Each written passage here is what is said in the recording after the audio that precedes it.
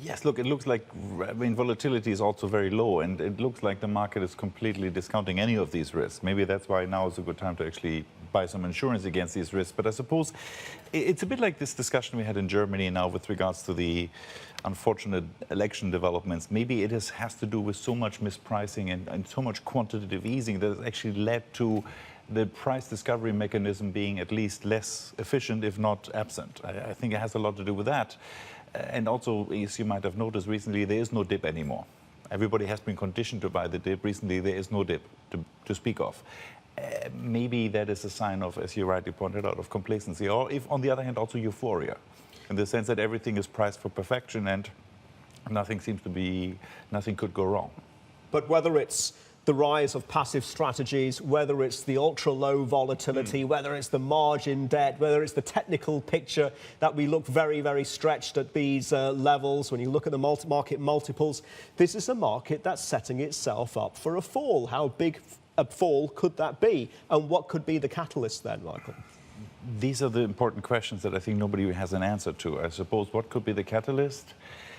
I mean, often you need just repricing of risk. I mean, whatever the catalyst will be, and it's very difficult. If inflation suddenly rears its head, right? Yes, or basically, I think the most common risk could be central bank policy mistakes, and I think this is also where the consensus. We remember this year was phenomenal for risk assets. Equities on average around 30% up, S&P 500 15% up. So historically, on the very high side.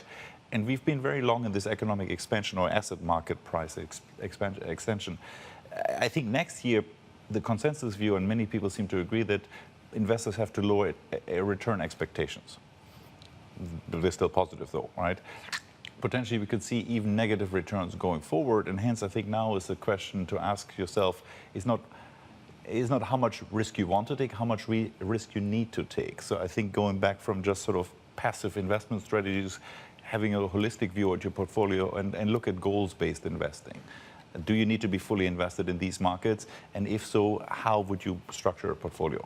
Because currently, just give an example, everything is highly correlated. The best performing funds have the highest allocation in stocks that are also the best performing stocks. So the indices are somehow misleading. A lot of leadership is in individual stocks. Particularly 10 stocks make for 40% of the S&P 500 returns.